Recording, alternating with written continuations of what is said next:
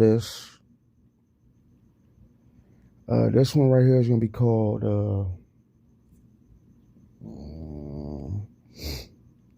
The Death of the Black Man, 2024 or 2025. All right, once again, I'm going to name this one The Death of the Black Man, 2024 to 2025. All right, let's get this show started. Yes, sir.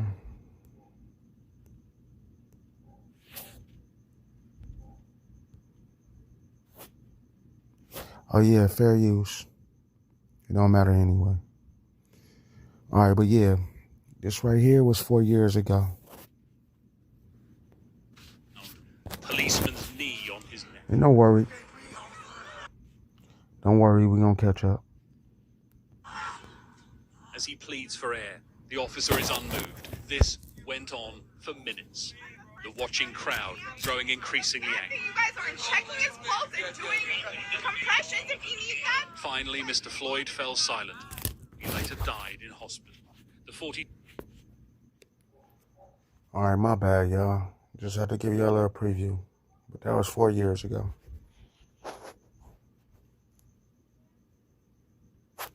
It is March 23, 2025. My bad. But here we go. Aaliyah, love your hair. I mean, it's easy to spot me on the court, I bet. But you've always been like that. See me? Yeah. Before you hear me, all done. Thank you. You're welcome. Not so fast. I love you. Reporting live from Hyper Clubhouse in Atlanta for Hype Plus News, I'm John Appa. Now, everyone is talking about this fatal shooting that would take place in Georgia this past weekend, which involved a white woman killing her black boyfriend. The incident took place in Waynesboro, Georgia, approximately a 2.5-hour drive out of Atlanta. According to the Shade Room, who would report the story, the Burke County Sheriff said a fatal shooting over the weekend that claimed the life of Telvin Osborne was not accidental, and that his girlfriend, Hannah Cobb, is a suspect.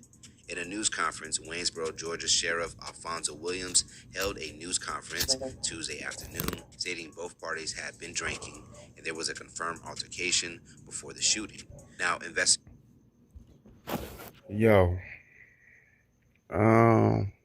Whether interracial relationships or not, be careful on your alcohol consumption.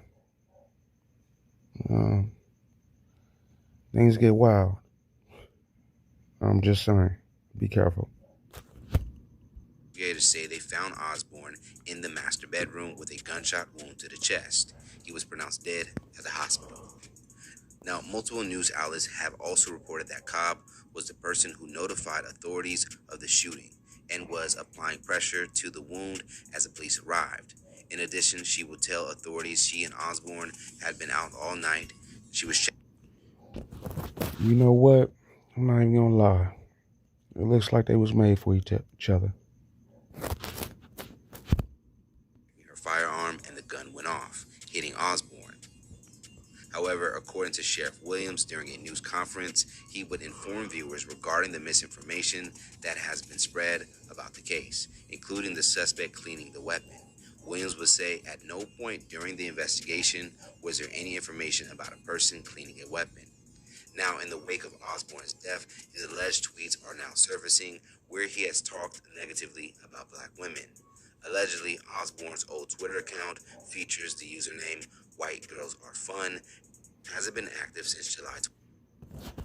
Alright, so you mean to tell me he talked mess about black women and still a white woman took him out?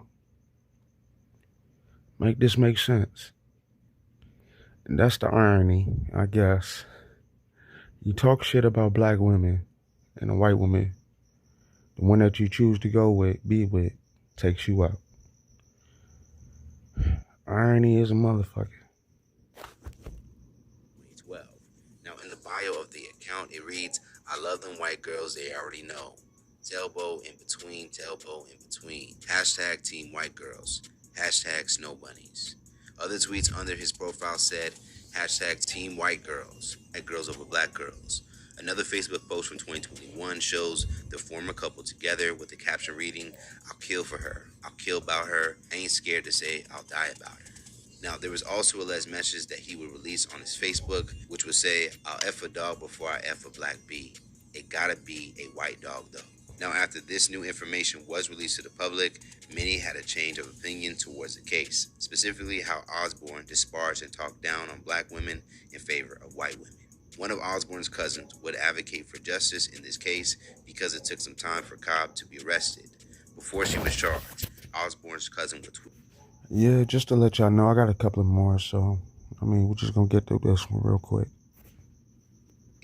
"My cousin's girlfriend, Hannah Cobb, killed him Sunday morning and is claiming that she got drunk at the club and came home to clean her gun at 5 a.m. and it accidentally went off. Her dad is a cop and currently she has not been charged. The Burke County Sheriff has already been warned that it's about to get very real down there.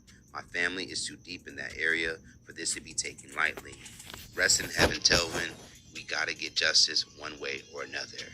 His cousin would follow up that message with another, acknowledging he doesn't support his cousin's past tweets. Now, Cobb would finally be arrested Tuesday on a charge of felony involuntary manslaughter and booked into the Burke County Jail, according to authorities. And for the record, All right, my bad. I just had to say, I guess it's a good thing he didn't have kids with her, right? I don't know, maybe I'm tripping. I don't agree with any of his views, and in this instance, he's just my cuz that was off. All that berating black women stuff is not something I agree with. It looks like even the cousin's tweets wasn't enough to muster up sympathy after most learned Osborne's thoughts on black women and his preference for white women. Many black social media users would jokingly agree to stay out of the news story as it has nothing to do with them. One social media user would write, "Rest in preference."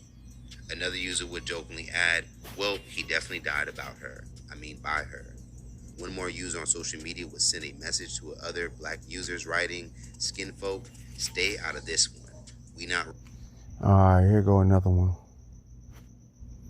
We're gonna leave that one alone for right now.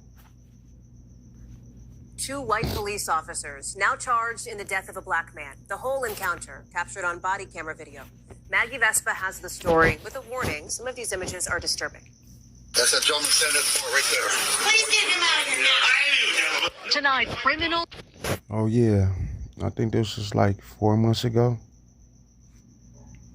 If I'm not mistaken, it's like 4 months ago. March 23rd, 2025, 4 months ago. So January, December, you know. Charges against two Ohio police officers who prosecutors say killed Frank Tyson in a Canton, Ohio bar. Body camera video shows officers Camden Birch and Bo Shonegi wrestling the 53-year-old to the ground back in April, one kneeling on him. I can't breathe. Oh yeah, once again, the title of this is going to be called "The Death of the Black Man" from 2024 to 2025. I can't breathe. You're fine. You're good. Shut up. And later, leaving him face down, motionless for more than 5 minutes before checking his pulse. Now we know who the bad guy is. Wait a minute. Wait a minute. All right. I got an honest question. Do we really know who the bad guy is? All right, this shit ain't funny. My bad. And it wasn't Frank. Prosecutors charging the officers with reckless homicide, No one is above the law. saying the third-degree felony could carry 3 years in prison. That point frustrating for Tyson's brother. So you don't believe those charges are strong enough? No, I do not. In today's time, when a man said he can't breathe, and whether he can't breathe or not, just saying it should be an eye-opener. A police union rep saying, "We urge people to give these officers the same rights as the people they arrest. They are innocent until proven guilty." Police said the April encounter began with Tyson crashing his car into a pole and running into the bar. We're a private club. Somebody came in. We've asked him to leave. He won't leave. To me, it sounds like he was running from the police. But, what do I know? I smoke weed, drink beer. I'm delusional. What is he doing? He's screaming at our members. He won't leave. An autopsy report obtained by our affiliate WKYC shows Tyson died of cardiopulmonary arrest in association with physical altercation and prone restraint. Tonight, a push to hold police accountable. Maggie Vespa, NBC News. Thanks for watching. Stay updated about breaking news and top stories on the NBC News app or follow us on social media.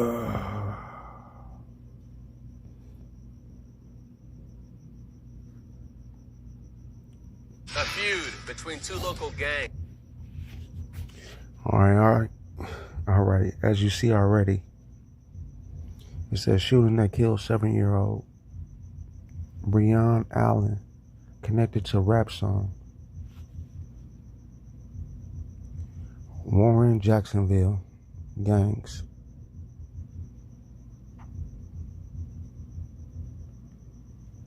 And this was published 9 days ago. All right, I'm gonna get to it. My bad.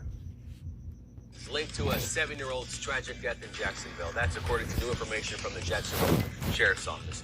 Breon Allen Jr.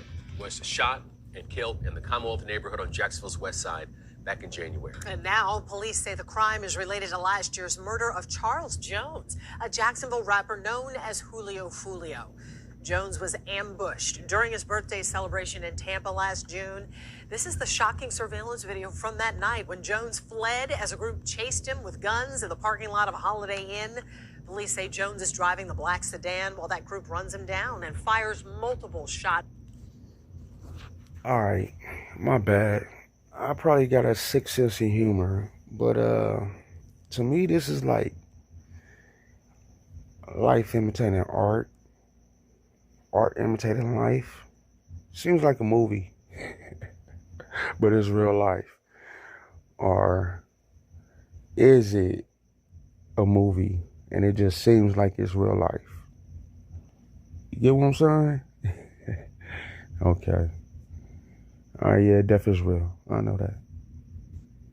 At the car. Both Allen's and Jones' deaths gained lots of attention statewide, with a reward of up to $25,000 once offered in the 7-year-old's case. And these are the 4 men in custody in Allen's case, each facing second-degree murder, conspiracy to commit murder, and attempted first-degree murder charges. News4Jax reporter Alicia Hatcher digging through the documents to find how JSO made these arrests. These are the 4 arrest warrants of the man connected to the death of Breon Allen Jr. and injuring his cousin Lafayette Mango Jr. These documents give great detail into how the Jacksonville Sheriff's Office connected these 4 men to this case to make an arrest. In the warrants, investigators explain the 4 men are members or associates of the group 6 Block, and the shooting that took Allen's life was motivated to the purpose to benefit, promote, and or further the interests of the criminal gang. Allen's cousin Mango is a documented gang associate of the group ATK, according to police. Investigators say an ongoing feud between the 2 gangs led to the death of Charles Jones, also known as Julio Fulio, last year. Following Jones's death, Mango released a song called 6 Ways to Die, featuring another rapper who police say is also a gang member of ATK. In the song, Mango disses several 6 Block members who have died and references a photo that members of a 6 Block took at a gravesite. This brings us to the day Allen lost his life. After the shooting took place, a witness called 911 and told them that they saw the suspects flee the scene in a black car. From there, investigators began canvassing the area, recovering video from nearby businesses. Hours later, they found the suspect's car, which was a black Kia where... All right, I'm going to let this play out a little bit, but we're going to keep it moving, though. BMW BMW met them after the shooting. Investigators searched the black Kia where they found a match to the spent rifle casings found at the scene. The following day, detectives requested cell phone data from the location of the murder and where the black Kia was found. Records revealed the data showed the 4 suspects were at both locations. Detectives also learned that the BMW involved belonged to one of the suspects' family. Alright, this right here was uploaded 5 days ago. And once again, the title is called The Death of a Black Man. Let's keep it going. Tonight, a murder-suicide investigation in Georgia, leaving a distraught family with more questions than answers. We want to know exactly what happened to the twins. Police say twin brothers Khaidir and Nazir Lewis were found dead by hikers on a Georgia mountain earlier this month. The brothers, weeks away from their 20th birthday, each found with gunshot wounds, according to the Georgia Bureau of Investigation, which says their preliminary investigation reveals the deaths to be a murder-suicide. We knew right away that wasn't true. But their relatives rejecting that characterization by police, saying the boys were close and had no history of conflict. They're very protective of each other. I couldn't imagine them hurting each other because I never even seen them get into a fist fight before. Relatives saying the twins had tickets for a 7 a.m. flight on March 7th from Lawrenceville, Georgia to Boston, where they were set to meet friends. But on March 8th, their bodies were found at the summit of Bell Mountain, 90 miles away from their home and in an area their relatives believe they had never visited. How to end? Alright, I gotta ask, what do y'all think? Do you think the friends took them out? I think the friends took him out. But what would I know? Out in the mountains, they don't hike out there. They've never even been out there. They don't know nothing about Hiwassee, Georgia. They never even heard of Bell Mountains. So how did they end up right there? Over the weekend, authorities saying autopsies have been completed on the pair, but a medical examiner ruling had not been released because further forensic testing was needed. The Georgia Bureau of Investigations has not disclosed if a gun was found at the scene or how the twins got to the mountain, telling NBC News the investigation is active and ongoing. NBC reached out to family members for more information, but did not hear back. They had a huge support system. Like, we know them, but they wouldn't do anything like this. Something happened in those mountains, and we want answers. Priya Sridhar, NBC News. Thanks for watching. Stay updated about breaking news and top stories on the NBC News app or follow us on social media.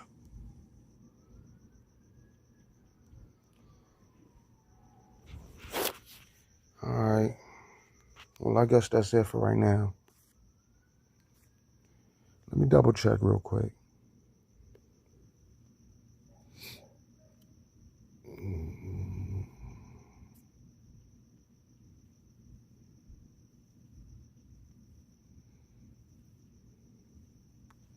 Yeah, give me a second. Using Robinhood Gold to get...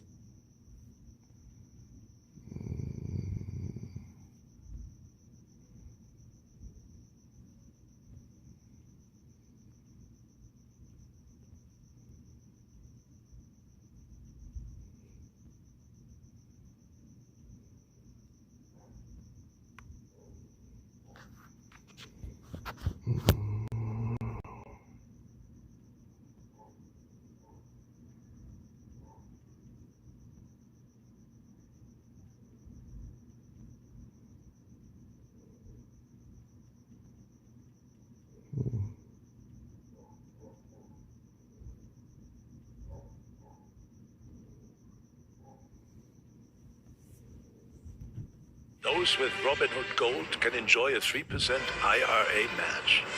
Tremendous.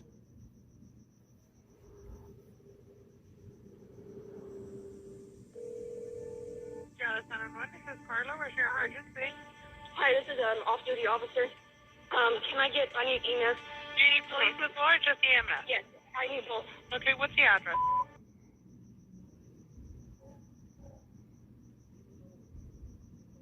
I'm at. All right, I'm about to call this quits, y'all. Have a good night. And please like, share, and subscribe. Much appreciated.